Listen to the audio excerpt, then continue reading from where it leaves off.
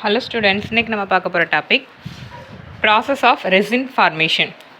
போன வீடியோவில் வந்து ரெசினோட டைப்ஸ் பார்த்தோம். இதில் வந்து அது எப்படி ப்ரிப்பேர் பண்ணணும் அப்படிங்கிற ப்ராசஸ் பார்க்க போகிறோம். First one, synthetic resins are mainly produced by, எந்த மெத்தடில் ப்ரொடியூஸ் பண்ணுறோம் அப்படின்னா பாலிமரைசேஷன்.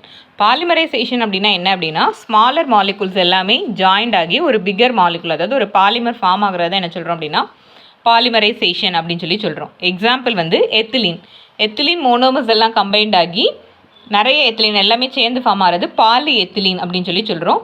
அடுத்தது கண்டென்சேஷன் ஒரு ப்ராசஸ். கண்டென்சேஷன் ப்ராசஸில் பார்த்தீங்க அப்படின்னா ரெண்டு டிஃப்ரெண்ட் மோனோமர்ஸ் அது வந்து ஒன்றோட ஒன்று ரியாக்ட் ஆகுது.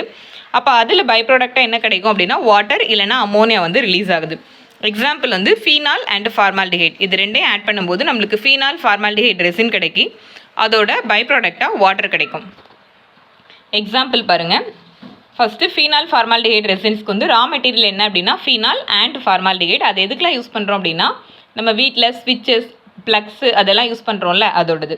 அடுத்தது யூரியா ஃபார்மால்டிஹைட், இதோட ரா மெட்டீரியல் வந்து யூரியா அண்ட் ஃபார்மால்டிஹைட். இதை எதுக்கு யூஸ் பண்ணுறோம் அப்படின்னா ப்ளைவுட்டாகவும் அட்ஹசிவாகவும் யூஸ் பண்ணுறோம்.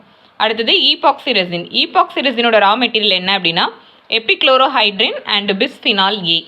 இதை எதுக்கு யூஸ் பண்ணுவோம் அப்படின்னா கோட்டிங் போடுறதுக்கு, அதுக்கப்புறம் பாண்ட் ஏதாவது ரெண்டையும் பாண்டிங் பண்ணுறதுக்கு யூஸ் பண்ணுறோம். அடுத்து பாலிஎஸ்டர் ரெசின், இது வந்து என்ன அப்படின்னா ரா மெட்டீரியல் கிளைக்காலும் ஆர்கானிக் ஆசிட் யூஸ் பண்ணுறோம். இது வந்து ஃபைபர் கிளாஸ் அண்ட் டேங்க் இதெல்லாம் மேக் பண்ணுறதுக்கு யூஸ் பண்ணுறோம்.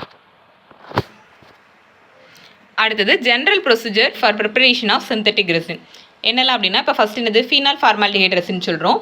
ஃபஸ்ட்டு ஸ்டெப் என்ன அப்படின்னா ரா மெட்டீரியல் செலக்ட் பண்ணணும். அதுக்கு அடுத்தது மிக்சிங் வந்து என்ன சொல்கிறோம் அப்படின்னா அந்த ரெண்டு ரியாக்டண்ட்டையும் கரெக்டான ரேஷியோவில் மிக்ஸ் பண்ணணும். அதுக்கப்புறம் வந்து என்னது ஹீட்டிங், அந்த மிக்சரை இந்த ப்ரெசன்ஸ் ஆஃப் ஒரு கேட்டலிஸ்டோட ப்ரெசன்ஸில் ஹீட் பண்ணுறோம்.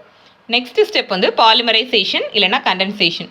அப்போ அந்த ரெசின் இப்போ கண்டென்சேஷன் அப்படின்னா அதில் வந்து என்னது ரிலீஸ் ஆஃப் வாட்டர் வந்து நடக்கு. பாலிமரைசேஷன்னா எந்த பை ப்ராடக்டும் ஃபார்ம் ஆகாது. அடுத்து வந்து மோல்டிங், அந்த ரெசின் என்ன பண்ணுறோம் அப்படின்னா நம்மளுக்கு தேவையான மோல்டில் வந்து ஊற்றுறோம்.